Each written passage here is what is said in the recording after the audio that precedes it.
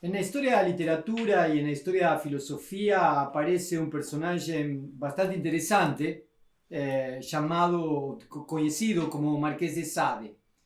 O Marquês de Sade aparentemente foi um escritor libertino, um bom vivant, que inclusive deu nome ao que nós conhecemos atualmente como sadismo. Parece que seria algo assim como um modo de vida, como uma patologia. Então, Marquês de Sade aparece para nós entre a libertinagem, a literatura, a filosofia e as patologias, o sadismo. Para poder tentar entender isso, nós vamos conversar hoje. Eu sou Daniel Omar Pérez e este é o podcast de Filosofia e Psicanálise.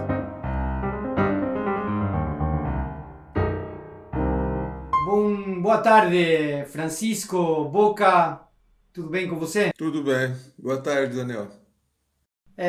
Nós estávamos querendo saber sobre a obra e um pouco a vida de aquele que deu nome a uma caracterização patológica em psicologia e em psiquiatria e até faz parte do discurso da vida cotidiana, o termo sadismo.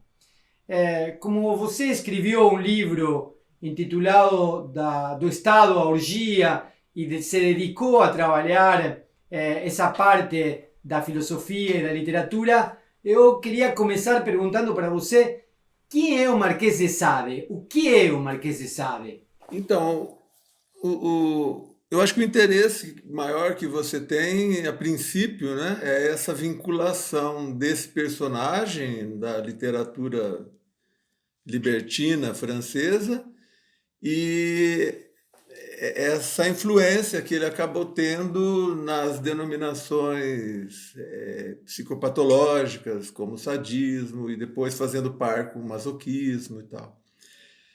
Eu acho que podíamos esclarecer isso a princípio para ir introduzindo a figura dele, né, o personagem Sade. Na verdade, os médicos que usaram esse nome, eu diria que o fizeram de maneira indevida e vou explicar por quê. O Sade é muito mais complexo do que eles conheciam. Porque, assim, ele foi um personagem do século XVIII que submergiu no século XIX completamente e ressuscitou no século XX. Só que esse processo dele ressuscitar foi um processo muito fragmentado. Então, por exemplo, e é justamente o processo que tem a ver com a figura do sadismo. De toda a sua obra, que praticamente foi pulverizada, né? E só muito recentemente, só nos anos 90 do século XX, que ela foi reorganizada, o começo do século XX é surpreendido com a reaparição do manuscrito dos 120 Dias de Sodoma. Esse manuscrito, inclusive, ele agora, um mês, dois atrás, ele foi finalmente comprado pelo governo francês para compor a Biblioteca do Inferno, a seção da Biblioteca do Inferno da BNF, onde fica as obras libertinas, e finalmente ele agora vai ser de obra pública, assim, né, de domínio público. Esse livro ele apareceu primeiro na Alemanha, inclusive por obra de um dermatologista, assim. E depois cai na mão de Krafft Ebing. Parte dos 120 dias, que são 600 perversões. E aí que começa. Por que 600 perversões? Porque foi assim chamada 600 perversões, porque o Krafft Ebing, no começo do século, lá por 1905, 1906, estava fazendo já, lá pela quinta edição do Patologias Sexuales. E quando ele encontra, então, esse material, ele fica surpreso, porque a obra dele e a maneira como a sexualidade estava sendo introduzida na psiquiatria era por conta das perversões e era muito descritiva. né? Completamente descritiva. E quando ele encontra, então, um texto com essa descrição, essa categorização, inclusive, em 4 grandes grupos de perversões, né, de descrições, e que vão se avolumando, ele se empolgou com aquilo, e aí eles compraram, fizeram a primeira edição, porque a história desse manuscrito é muito interessante. Ela foi finalmente reescrita agora pelo Dupin. Saiu um livro em 2020 contando toda a história até os dias de hoje. Assim, uma pesquisa muito interessante. Ele já passou em muitas mãos. E quando então eles publicam pela primeira vez na Alemanha, depois ele volta para a França e aí ele começa a ser popularizado. E o Freud mesmo nunca viu nenhum livro do Sade.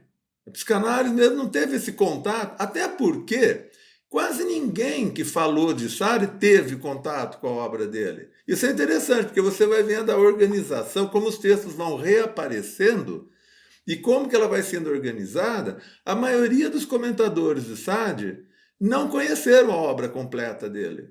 Ela só eu diria que na maneira como a gente conhece estudo da filosofia, como estudo de obra, sistematizada, esse tipo de coisa que a gente pratica hoje, é muito recente. Muito pouca gente faz isso e está fazendo isso agora porque dispõe da obra organizada, né?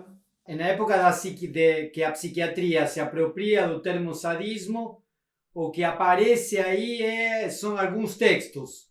Alguns poucos textos são os que... Fundamentalmente os 120 dias, baseado nesse manuscrito. Então, e é aí que se acunha o termo sadismo para falar de algumas perversões. O infligidor, né? E curiosamente, hoje você dispõe a Pleiade, que publicou a obra completa dele agora, e você tem ela numeralizada e tal. Se você digitar lá perversão, não existe, o Sade nem usou essa expressão. É uma expressão lá do século XIV, uma coisa assim, mas ele mesmo não tinha essa ideia de que ele estava fazendo perversões, assim, né? Então, na medida em que a obra vai sendo, a cada década, ela foi resgatada, mais e mais números. Mas em que época foi isso? Primeira metade da 1905, 1906, assim, são os primeiros anos do século XX.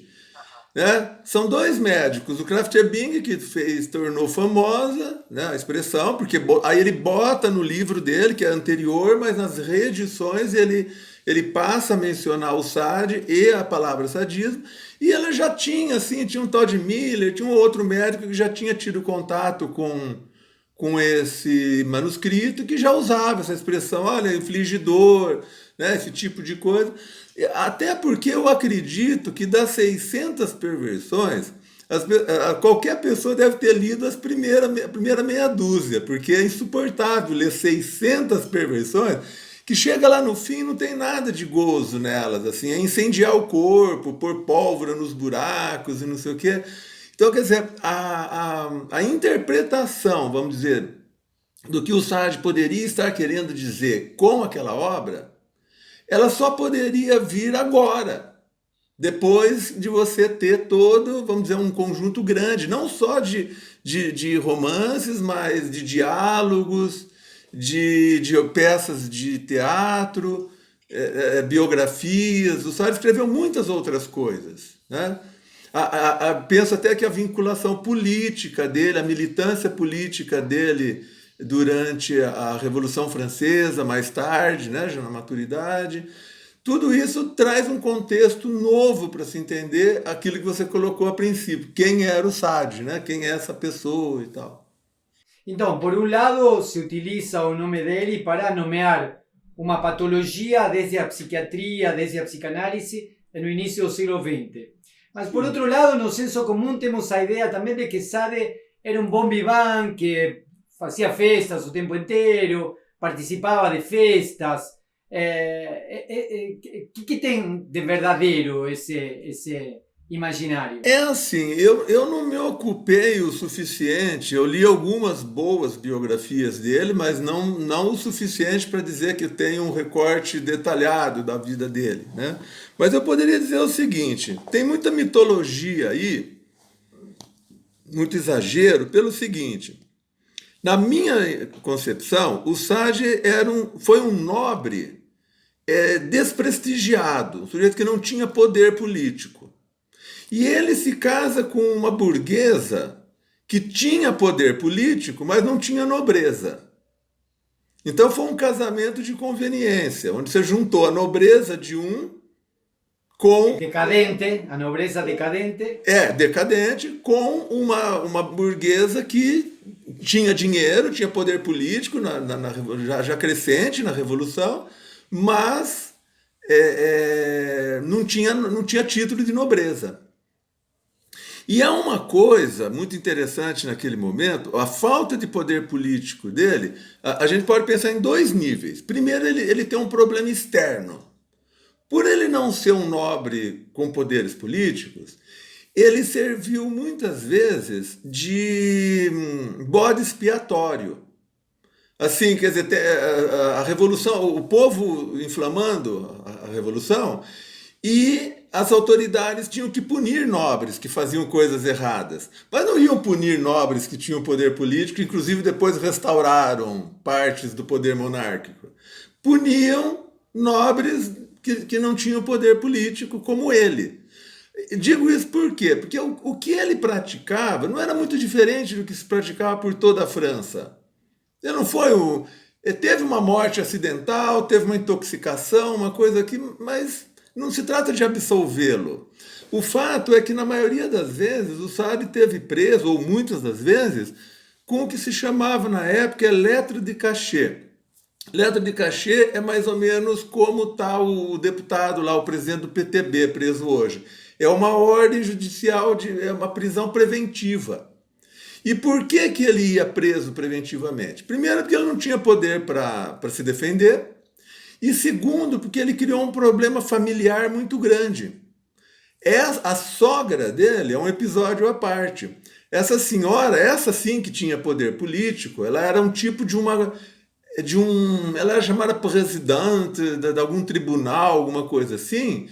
E ele depois que ela fez o casamento, ela percebeu que ele ia estragar a imagem dela. Ela fez a filha se tornar uma condessa, mas com escândalos.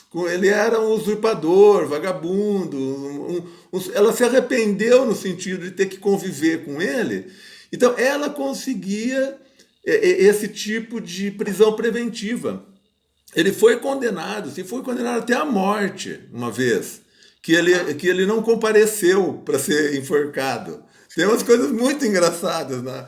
Aí se chamava execução em efígie. Falaram, ele não veio, então vamos dar um abaixo aqui, como se ele tivesse sido executado e tal, né? Porque a sogra também não queria que o matassem. Queria que o mantivesse preso, para ele não ficar fazendo... aí sim, ele é nesse sentido que você falou, um bom vivant, um sujeito que fazia farras, promovia festas. E ele organizava tão mal isso que sempre dava escândalo. As moças fugiam, outra ficava doente, outra sabe, nada dava certo. Os pais descobriam que a filha estava lá, iam lá fazer escândalo na porta do castelo dele. Então a solução, inclusive para evitar um romance, porque o maior dos escândalos era o romance que ele tinha com a cunhada, que depois a sogra, inclusive, enfiou num carmelita lá, botou ela para ser religiosa, né? E aí então, a solução era isso, era mantê-lo preso. Ele passou 27 anos entre prisões e depois, aí ele já está ficando louco, já depois na virada, quando ele tem um fracasso político na militância, aí ele vai para Charenton, que já não era mais uma cadeia, era um asilo de loucos. Aí é lá que ele faz teatro, ensaia as peças, se dedica a um outro... 27 anos entre preso e hospício, mais ou menos. Assim, o tempo de vida dele, onde ele teve vamos dizer, recluso, né? Porque também as prisões ali, você tem que lembrar de uma coisa, a prisão ela era do rei, a prisão era paga. Ela não era um carandiru, assim, ele tinha regalias, ele chegou a ter uma biblioteca dentro da prisão com mais de 1000 livros. Você já imaginou que ia ter 1000 livros dentro, e no século XVIII, livros, né, caríssimos e tal? Então não era exatamente uma punição, era uma restrição de liberdade, né? E ali ele se formou, né? Ele já tinha uma formação intelectual razoável, ele era da cavalaria, assim, chegou a ter um posto militar relativamente importante, e aí na cadeia ele resolve estudar mesmo. Aí ele começa a ler tudo e lê a história da filosofia, a história da... Então, de qualquer forma, 27 anos recluso é um bom tempo como para poder ler tranquilo, não? E quando ele começa a ser preso, logo nos primeiros anos, houve uma reforma penitenciária na França. Um ministro lá da segurança, assim, uma coisa desse tipo, faz uma reforma que instala bibliotecas dentro das prisões.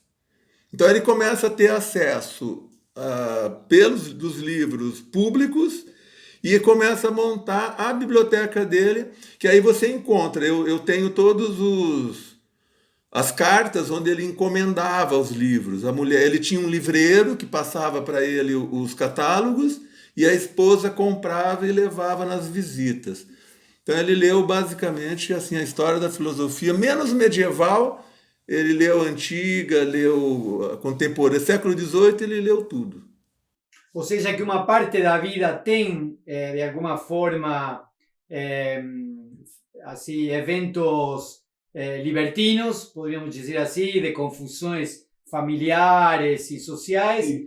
E 27 anos de vida adulta enclausurado, digamos, de alguma forma. Né? Então tem uma parte de libertino e uma parte de escritor. Que nesses 27 são intercalados, né? Porque aí quando ele sai, imediatamente, ele é daquele tipo de... Como nós temos hoje, o sujeito que se converte na cadeia, quando sai, daí 6 meses já está envolvido no crime de novo. Então ele rescindia. Ou ele fazia viagens, ele fez 2 grandes viagens para a Itália, e lá ele aprendeu muita coisa, principalmente em termos de literatura libertina. Então aí ele voltava para a cadeia, passava mais alguns anos, saía, ficava um tempo fora, né? A literatura libertina então é maior do que Sade. Sade não é um caso isolado. Há uma literatura na época. Então, isso que precisa ser dito. Eu acho que esse ponto esclarece ou limpa muito o trilho assim, de certas confusões. Eu não sei se dá para chamar o Sade de libertino no mesmo sentido que se chamava a literatura da época.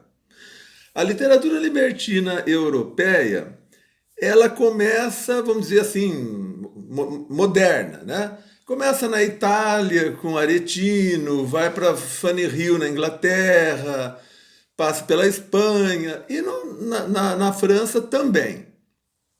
Então havia uma literatura libertina que tinha um viés, vamos dizer assim, de fato erótico. Né? A ideia era relatar eventos sexuais, eventos até grosseiros, assim, né? Digamos, para o padrão, outros mais românticos e tal, mas que tinha uma característica muito grande que era a crítica política.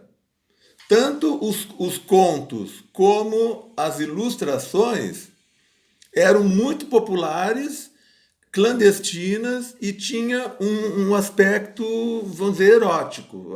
Aí sim pode-se dizer. Os clássicos que eu conheço são isso. Agora, bom, tem uma outra coisa aí. Passada a Revolução Francesa, isso entra em declínio e aí a gente vai conhecer a literatura pornográfica mais ou menos como a gente conhece hoje, que é um lazer. Uma coisa mais para fantasia, vamos dizer assim, uma coisa mais bossa nova. Né? Até ali, até a Revolução Francesa, ele tinha esse caráter militante de crítica social. Porque quem eram os personagens da pornografia? Eram as classes sociais dominantes, né? E isso o Sade faz de uma maneira impecável, né? Os 120 dias é isso, é um representante da igreja, um da nobreza, um do governo, do judiciário. Ele bota toda a sociedade para mostrar a podridão, assim, né? A inconsistência moral das pessoas. Só que tem uma coisa que o Sade era criticado, e eu acho que é aí, nesse ponto que a gente precisa, que a gente pode fazer um desvio na compreensão do Sade. Primeiro que ele não escreve só isso. Você tem, por exemplo, Aline Valcourt é um romance de uma viagem, é quase um Cândido, assim, um Voltaire, que ele lia muito, e que tem personagens das mais diferentes mentalidades, governantes, né, de ilhas, de situações diferentes, de países que esse casal, que a Aline e o Valcourt percorrem, onde você encontra todo tipo de discursos. Discursos pelo esclarecimento, discurso libertino, discurso republicano, monarquista. Aí ele vai emulando muito pensamento, assim, como os pensadores, vamos dizer, políticos, né? Por exemplo, quando ele apresenta o que ele pensa sobre a pena de morte, sobre a justiça, então ele vai recorrendo, né, lá Montesquieu, não sei o quê, né, tem todo... Os especialistas enxergam assim as teses desses clássicos que acabam recheando personagens. Então, ou seja, que na literatura do Marquês aparece um discurso filosófico político. Muito forte, principalmente no Aline Valcourt. Né? E nos outros aparece muito dos filósofos, não necessariamente na perspectiva política, mas, por exemplo, na teoria do conhecimento. Né? Toda a noção de homem-máquina, montagem do espírito, ele se alimenta todo dos materialistas e constrói suas teses. E o Sade não tem... muita gente vai criticá-lo, né, no sentido de dizer, não, isso não é filosofia, não sei o quê, porque ele não tinha compromisso com escolas filosóficas. Ele ia se valendo, por exemplo, para explicar a reação erótica do corpo, ele, a princípio, bebe no materialismo clássico. Né? Espíritos animais, Epicuro, espíritos animais, atomismo e tal. De repente ele conhece os espíritos animais elétricos, mas não tem dúvida, ele vai lá e bota nota e incorpora, bota nota de rodapé. Agora vamos falar dos efeitos. Os espíritos animais vêm do Sol, são elétricos, é eletricidade. Aí ele troca o átomo pelo elétron, né? Pela eletricidade, que dá um outro tom completamente diferente. Quer dizer, você muda do ente, né, o átomo como ente, para o átomo como convulsão, como desgastando, né, um choque elétrico. Né? Ou seja que para compor esses romances, o Marquês de Sade era um leitor de filosofia, política, ciência, tanto da tradição quanto da época. E é com isso que construía os personagens e a trama. E até o próprio funcionamento do corpo. Sim. E é aí que introduzia a questão sexual, o sexo. Isso, então, para explicar... Mas aí é que tá. Tem vamos abrir um outro parênteses aqui. Ele era criticado, inclusive, por outros escritores libertinos por escrever muito mal. Os romances dele, na verdade, não são eróticos no sentido como vamos dizer, o métier queria fazer. Tem um livro que se chama Anti-Justine, que é do de La Bretonne. O Restif de La Bretonne, ele diz assim, não é possível, Justine é um horror. Não tem erotismo ali. Justine, o livro de do Sade. Ele critica, ele diz, isso não faz sentido, isso não é sexo.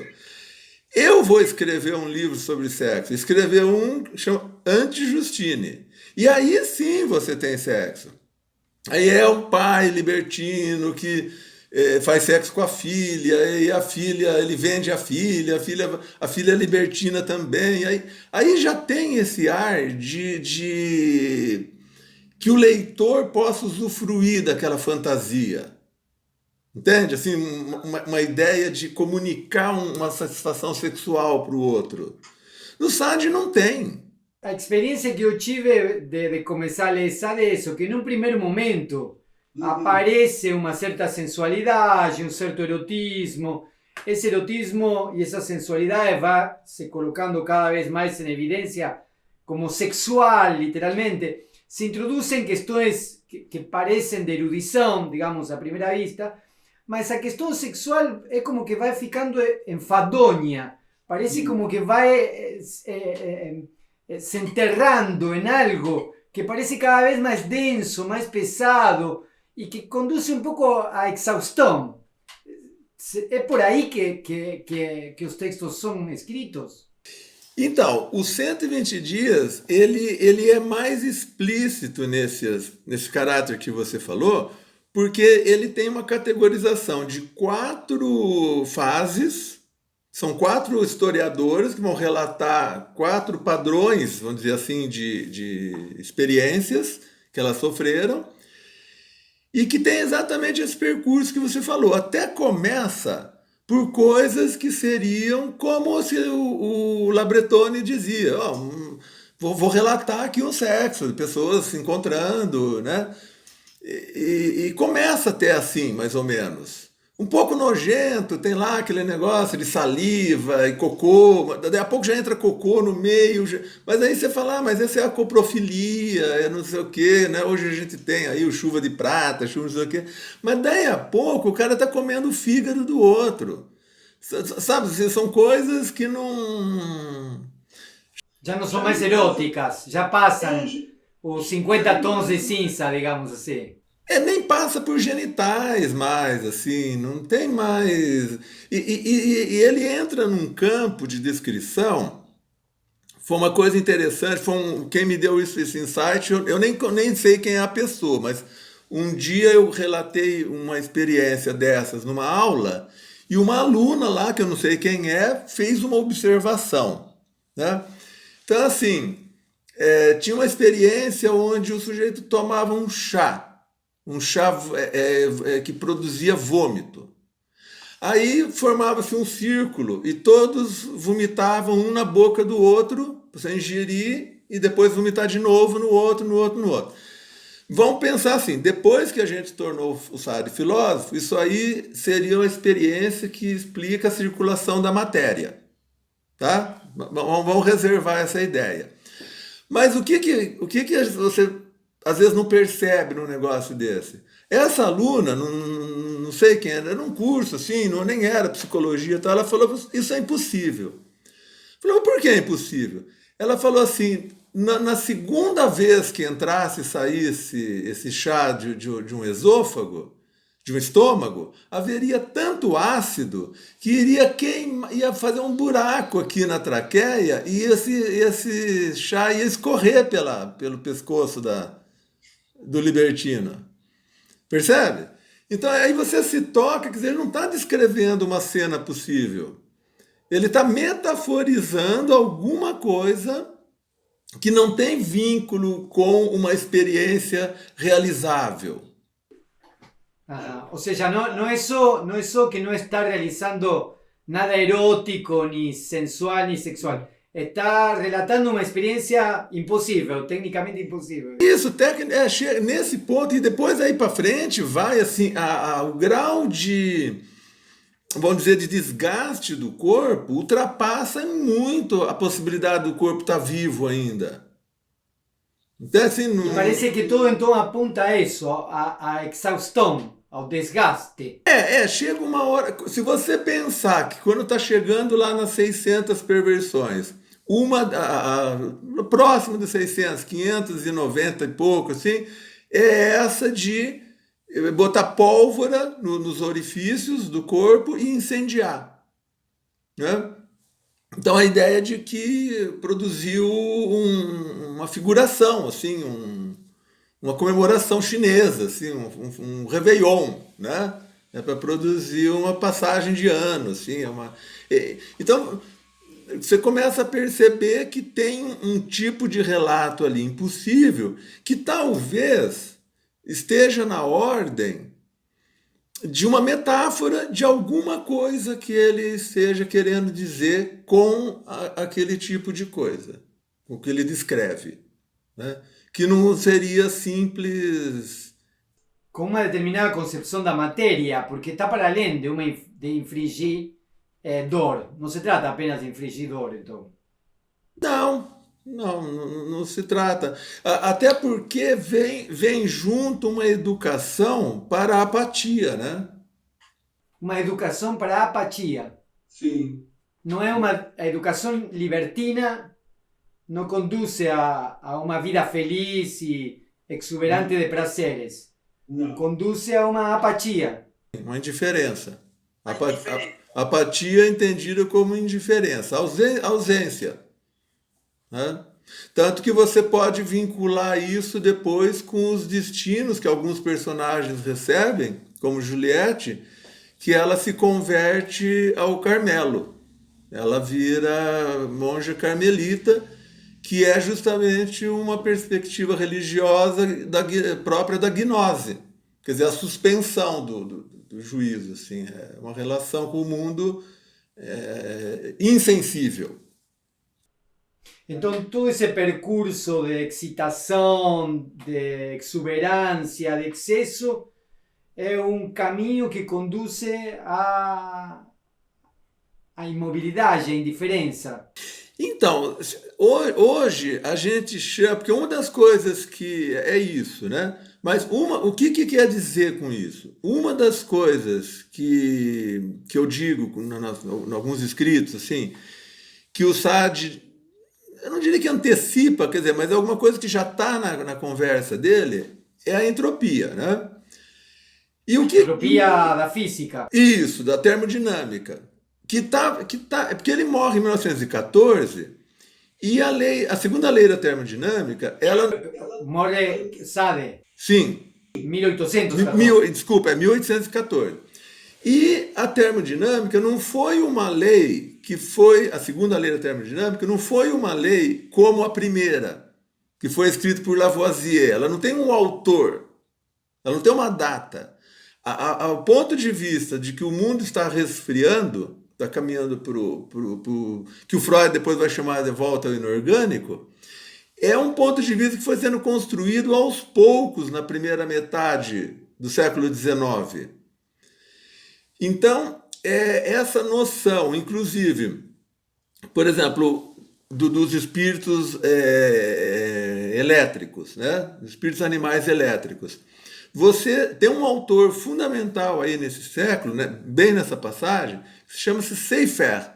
O Seyfer é o cara que escreveu um livro que ficou famoso, que chama o Tratado dos Três Impostores.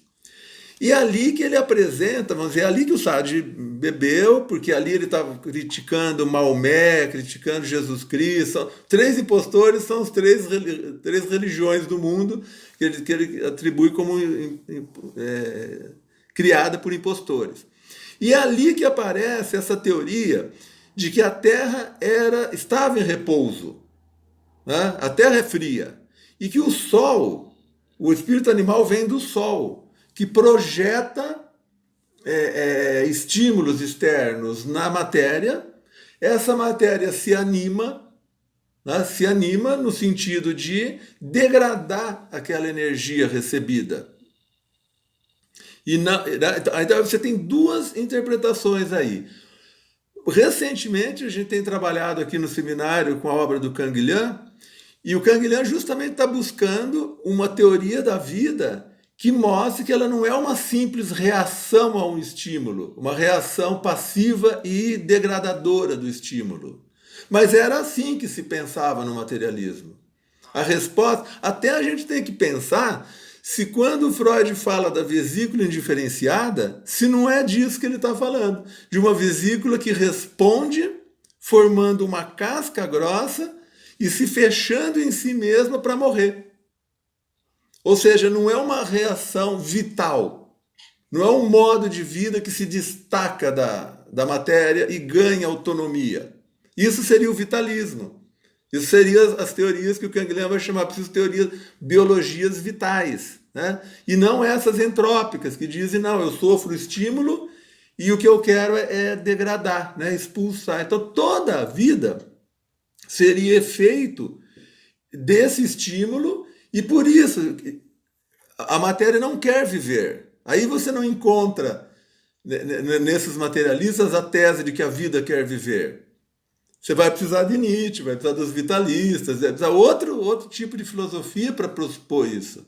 E por isso que elas trazem consigo a vitalidade, elas trazem consigo a ideia de liberdade. O materialista, ele é reativo apenas, ele é passivo-reativo, e ele não é livre para responder em relação ao estímulo. Ele apenas degrada o estímulo. Então, quando o Sade encontra essa teoria dos espíritos animais elétricos, era tudo que ele precisa para a ideia de convulsão. Então, como é que você acaba com o sistema? Fechando, né, como uma vesícula indiferenciada, que não tem reação vital, criativa, mas tem expulsão do estímulo sofrido, né? Então, aí que você pode começar a pensar que essa descrição que ele faz fora do campo da literatura erótica, que tipo de mensagem ela traz. Então, por exemplo, o Castelo. O Castelo ele manda fechar com tijolos todas as janelas. O Castelo de 120 dias. Isso, o Castelo de Silen. Os acessos, ele manda quebrar todas as pontes. Né? Quer dizer, no fim, o que ele monta ali dentro, no meio está a cozinha, que vai alimentar as pessoas para irem até a exaustão. Quer dizer, uma vez que se fecha lá, e é isso que ele diz, quando você entrou aqui, você morreu para o mundo. O mundo não existe mais. Ou seja, que aquela ideia de Lavoisier, da época da Revolução Francesa, aquela lei que diz que a matéria não se cria nem se destrói, se transforma. Então sempre tem a mesma quantidade de matéria. Essa lei não vale, digamos, para a concepção sadiana.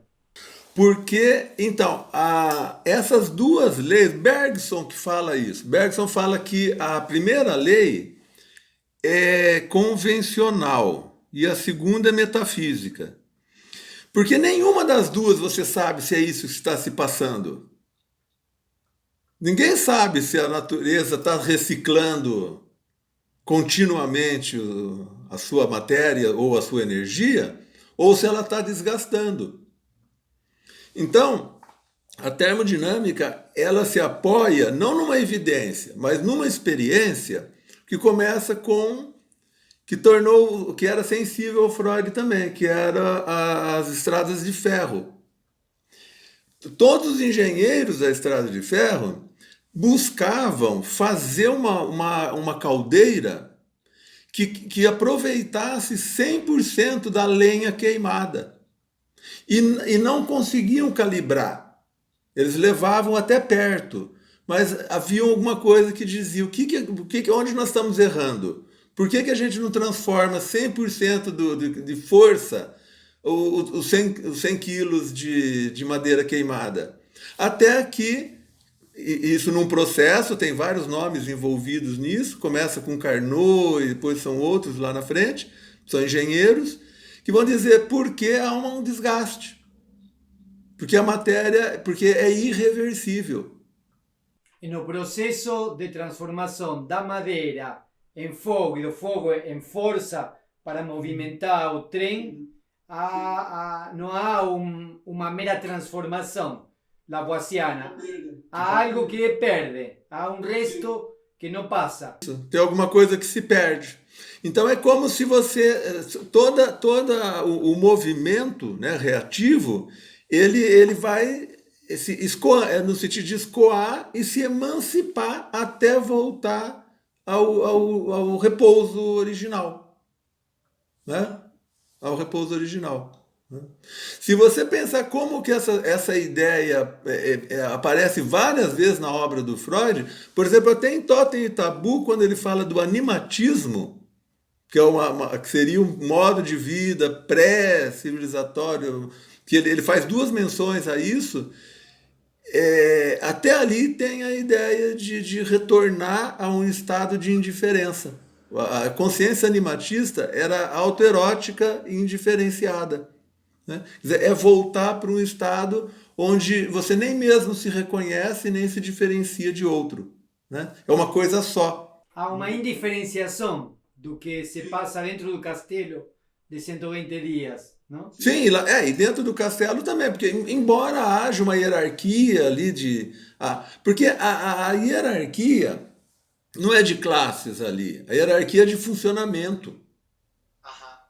Né? Todos têm. Existe o maestro, mas são os libertinos, mas o funcionamento é a orquestra. Cada um tem o seu papel. E e existe uma partitura para os 120 dias, que ele escreve no primeiro capítulo. E quando eles fogem essa partitura, há uma punição exemplar para que os personagens voltem a ocupar seus lugares. Ou seja, que não tem uma libertinagem no qual eu posso fazer o que eu bem entender. Não, eu respondo a um sistema maquínico, a uma partitura. E para poder responder a isso, é preciso uma educação dos sentidos. Como você disse aí, o que eu posso fazer dentro de um castelo? Nada. Nada que eu possa fazer. É tudo o que eu devo fazer. Eu tenho que fazer o que a máquina exigir. Inclusive, as ilustrações da época, coincidentemente ou não, elas são completamente estruturais. As orgias eram descritas como estruturais, onde cada corpo se conecta com outro corpo. E não tem identificação ali. Não tem gosto. Não tem desejo ali. É apenas uma terminação se conectando com outra. Inclusive, eu tenho um desenho aqui, eu posso te mandar. Eu devo ter te mostrado em alguma ocasião. Uma das gravuras dos 120 dias se parece exemplarmente com a figura de uma molécula de açúcar, onde todas as valências vão se dando por conexões regradas, por spins. A regra é a mesma para todas as conexões. Né? A estabilidade é regrada com a mesma regra.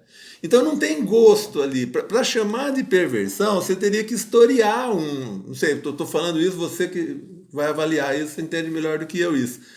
Mas para chamar de perversão, precisa ter uma biografia do perverso ali. Tem que ter uma construção perversa. Né? Na orgia não tem isso. O sujeito não ocupa o seu lugar. Ele desempenha um lugar dentro de ele interpreta a história que a libertina conta. Porque ela conta e depois eles vão lá e fazem. Então não está ali porque ele quer, porque ele tem aquele tipo de satisfação. E quando ele quer fazer isso, quando ele manifesta algum tipo de sentimento, alguma preferência, isso, aquilo, ele é imediatamente punido para voltar a ser insensível e voltar para a cena.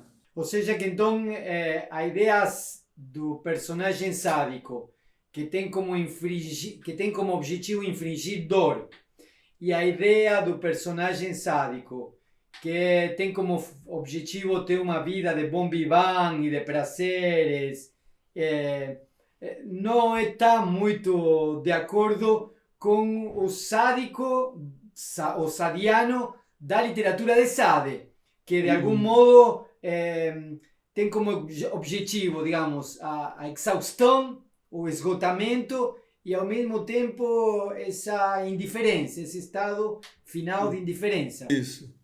Que é o oposto da perversão, né? Exatamente. Em última instância, é o oposto da perversão. Né? Então, por isso que eu brincava disso, dizer que a leitura mais imediata que se faz é de uma suruba. Mas quando você vai ler, você encontra uma orgia. E qual é a diferença entre suruba e orgia? Uma é regrada é contingentemente regrada. Né? Porque a fantasia, acoplada ou não... Porque o que inflige... Por que a gente chama de infligir dor? É porque muitas vezes há uma dominação. Mas quando você tem o contraponto do Masoch, que é o que gosta, o que se submete ao regramento, ali não tem mais sofrimento. Né? Então é um acordo entre pessoas, né? Entre fantasias. Né? No caso da orgia, não, ninguém faz acordo ali. Ali é matéria bruta. Você entra para desempenhar papéis para que a coisa funcione bem. É a estrutura que funciona bem. Né? O Adorno faz no Julieta o Esclarecimento, ele já menciona isso, ele fala, é quase uma ginástica, assim, como se fosse um jogo olímpico, assim, uma dança sincronizada, sabe? Uma coisa coletiva, assim, onde a regra é exterior. A orgia sadiana é pura matéria e a dissolução do sujeito. Isso, então, porque se você pensar a perversão psicanalítica, ela é uma apresentação de um sujeito, ainda que você o chame de sujeito do inconsciente. Né? Ali não tem nem consciência nem inconsciência na orgia. Ele é apresentado involuntariamente, porque eles são sequestrados, esse tipo de coisa, e recebem uma missão, né? Um papel a ser desempenhado ali. Então, o desfecho disso é alguma coisa completamente indiferente. E o libertino, o que vai ser chamado de libertino, vamos dizer, aquele que se educou como libertino, é o indiferente, é o apático. Né? Ou, como você falou, que é uma dissolução do ego. Né? Muito bem, muito obrigado, professor Francisco Boca. Concluímos por aqui o podcast de hoje. Muito obrigado.